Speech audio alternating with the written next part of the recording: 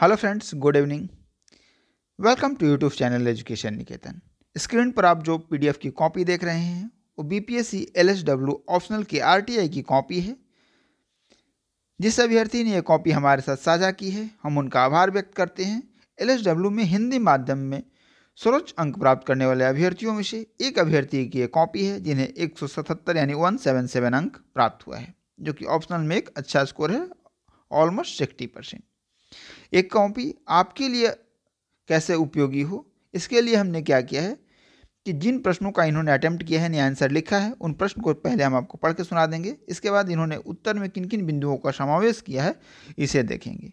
चूँकि पूरी ऑप्शनल की कॉपी है, थोड़ा वीडियो लंबा होगा, लेकिन अगर आप धैर्य से देखेंगे और एलएसडब्ल्यू अपने एज ए ऑप्शनल ले रखा है तो मैं उम्मीद करता हूँ कि आपके लिए ज़रूर उपयोगी होगा।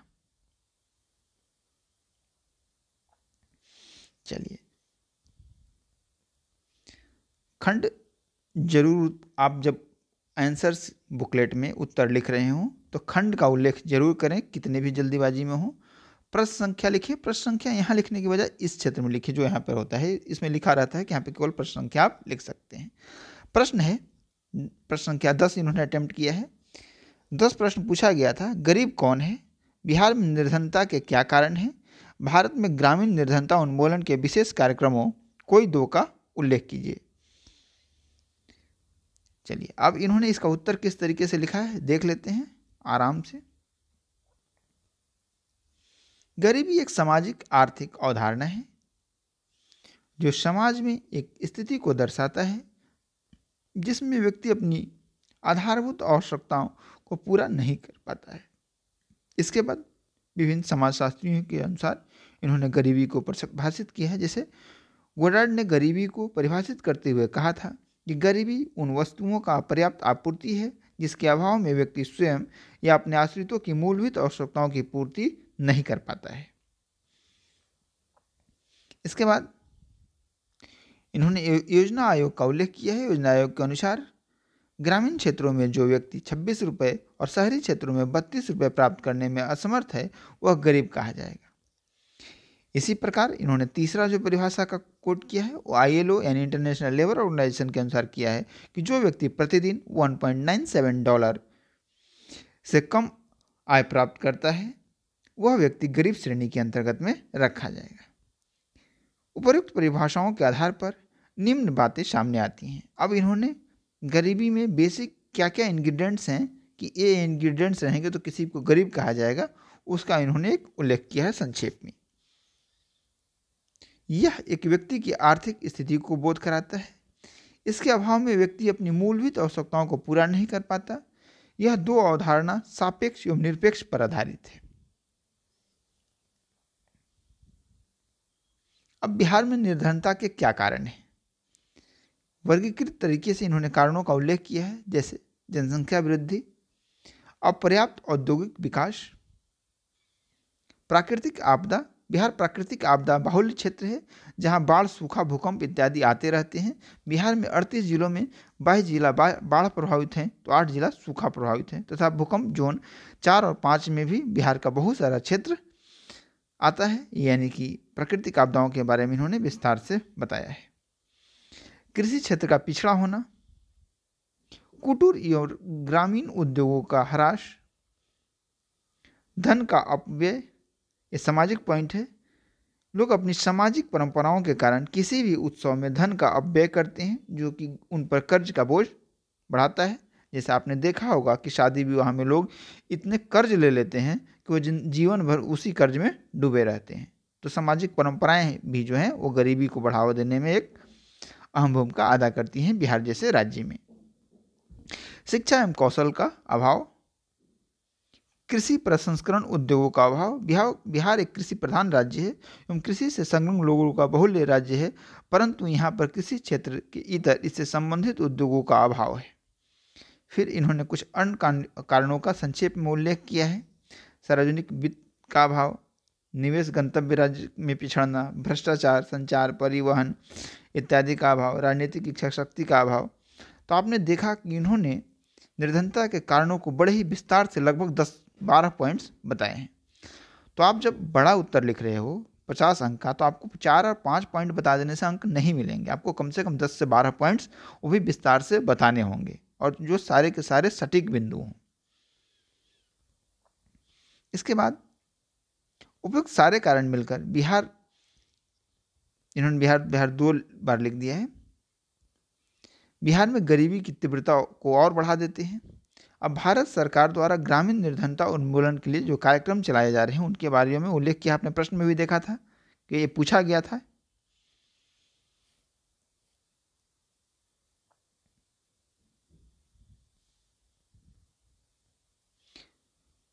सरकार द्वारा 2 प्रकार के कार्यक्रम चलाए जाते हैं, जो गरीब हैं उनको उससे निकाला कैसे जाए, और दूसरा नए लोग गरीबी की चपेट में न आए।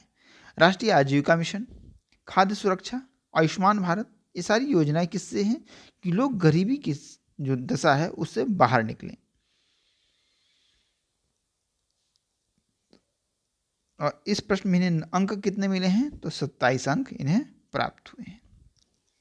चलिए अब अगला प्रश्न देख लेते हैं।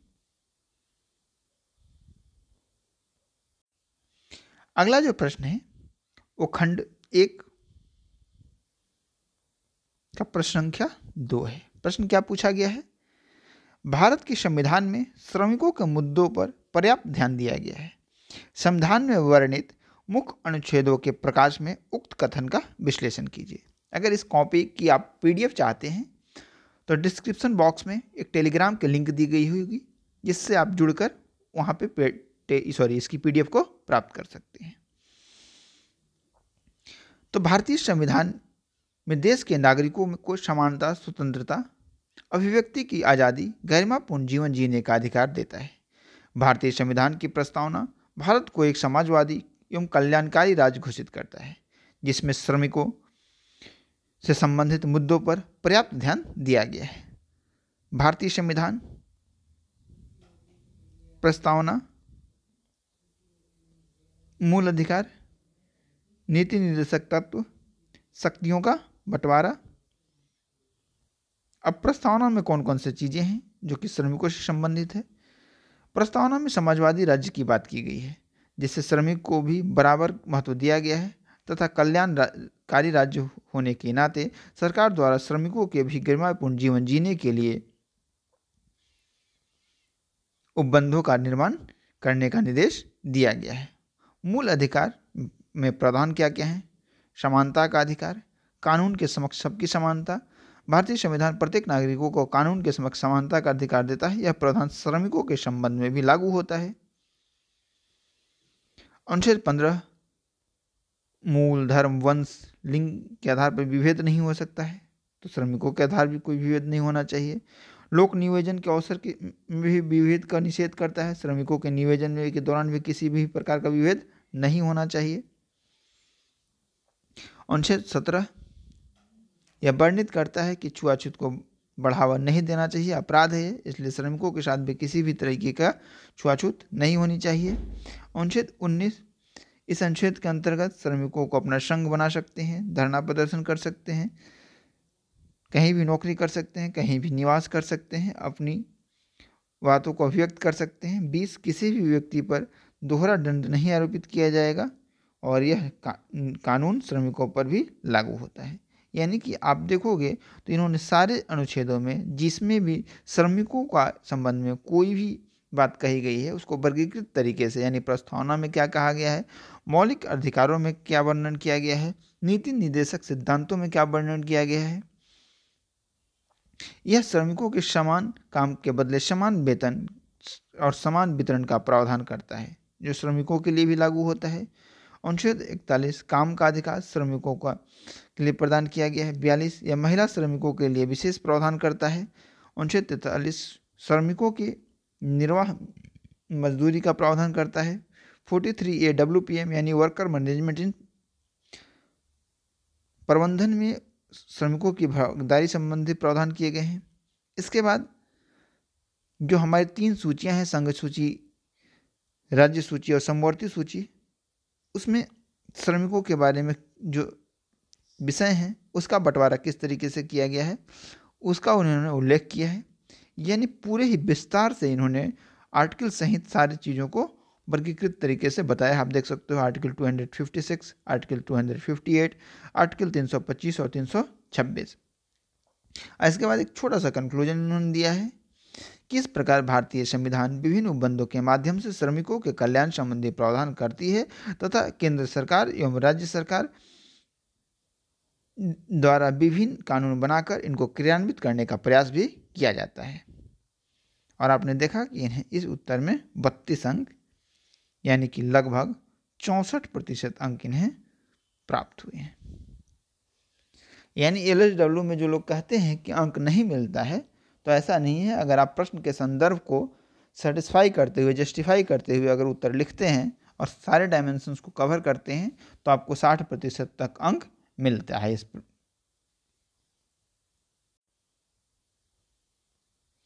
67वीं BPSC मुख्य परीक्षा को ध्यान में रखकर कुछ ऑप्शनल की टेस्ट सीरीज भी, daily answer writing practice session भी हमारे चैनल के द्वारा चलाया जा रहा है, एजुकेशन निकेतन।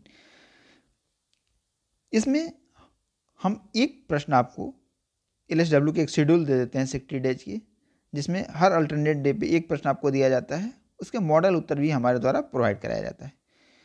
ये जो कार्यक्रम है वो गौतम सर के निर्देशन में चल रहा है। कॉपियों का मूल्यांकन भी गौतम सर के द्वारा किया जाता है।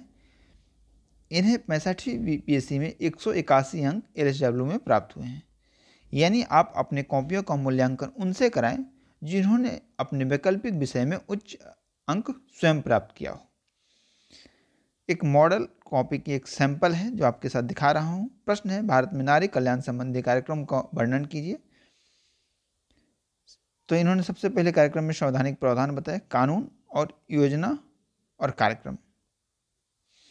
संवैधानिक प्रावधान क्या क्या हैं? आर्टिकल 14, 15(3) के अनुसार समानता के प्रावधान महिलाओं के लिए किए गए विशिष्ट प्रावधानों के मार्ग में बाधक नहीं होगा। 16(2) राज्य नियोजन में लिंग के आधार पर भेदभाव नहीं होगा। 39 का यह प्रावधान किया गया है कि पुरुष एवं महिलाओं को जीवन उपार्जन के लिए राज्य अपनी नीति का निर्माण करेगा। 42 के अनुसार राज्य महिलाओं के मातृत्व लाभ उपलब्ध कराएगा। 243 के अधीन महिलाओं के लिए पंचायतों एवं नगर पालिकाओं में आरक्षण की व्यवस्था की गई है। कानून व्यवस्था, अब श्रम विधान कानून और अन्य कानून, इस चीज को इन्होंने विस्तार से वर्गीकृत तरीके से बताया है। जैसे खान अधिनियम 1952, मातृत्व हेतु लाभ अधिनियम 1961, समान प्रश्रमिक अधिनियम 1976। फिर अन्य कानून क्या क्या हैं?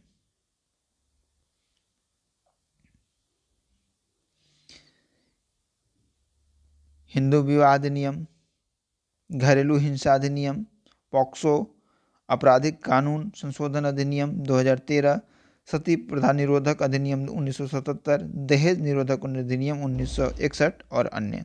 फिर योजना और कार्यक्रम, प्रधानमंत्री मातृत्व वंदना योजना, बेटी बचाओ बेटी पढ़ाओ योजना 2016, सुकन्या समृद्धि योजना, प्रधानमंत्री उज्ज्वला योजना, स्टैंड अप इंडिया, महिलाओं की सुरक्षा के लिए निर्भया कोष, स्वयं सहायता समूहों का गठन।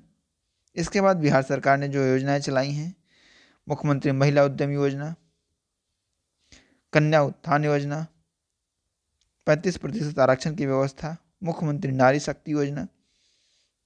इसके बाद एक कथन के साथ इन्होंने लिखा है कि महिलाएं समाज की वास्तविक शिल्पकार होती हैं। इस दृष्टि से समाज की उन्नति तभी हो सकेगा जब महिलाओं की स्थिति उन्नत हो। अतः सरकार द्वारा किए गए प्रयासों का उचित तरीके से कार्यान्वयन आवश्यक है, तभी हम लोकतांत्रिक मूल्यों का संरक्षण कर सकेंगे।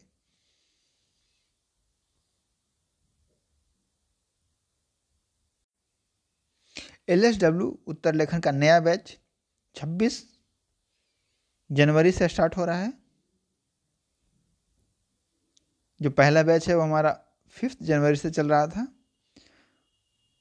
दूसरा बैच 26 जनवरी से स्टार्ट हो रहा है। अगर आप इस बैच से जुड़ना चाहते हैं, रजिस्ट्रेशन कराना चाहते हैं, इसके लिए इसकी फ़ी है 1200। 60 डेज का प्रोग्राम है, तो आपको डिटेल शेड्यूल और अगर सैम्पल PDF चाहते हैं आप किसी भी आंसर का, तो दिए गए स्क्रीन पर जो आपको नंबर दिख रहा है 8630023105, इस पर व्हाट्सअप करके आप या दिन के समय में 10 बजे से लेकर 5 बजे के बीच में कॉल करके कोई भी जानकारी ले सकते हैं, प्राप्त कर सकते हैं। जो प्रोग्राम शुरू होगा उसके 10 से 15 दिनों के बाद एक बार जूम मीटिंग होती है, जिसमें आपको उन 15 दिनों में जो प्रश्न दिए गए हैं उन प्रश्नों में अगर कोई डाउट है या कुछ आप वैल्यू एडिशन करना चाहते हैं तो आप गौतम सर से जूम के माध्यम से जुड़ सकते हैं। तो ये प्रोग्राम है। तो मैंने आपको पूरी बात बता दी। RTI कॉपी भी आपके साथ साझा कर दी। कॉपी भी आप टेलीग्राम पे भी प्राप्त कर सकते हैं और इस नंबर से भी आप PDF प्राप्त कर सकते हैं। आप लोग चैनल को सब्सक्राइब कम करते हैं। आपके लिए हम इस तरह कंटेंट लाते रहें, इसके लिए ज़रूरी है कि आप चैनल को सब्सक्राइब करें। धन्यवाद।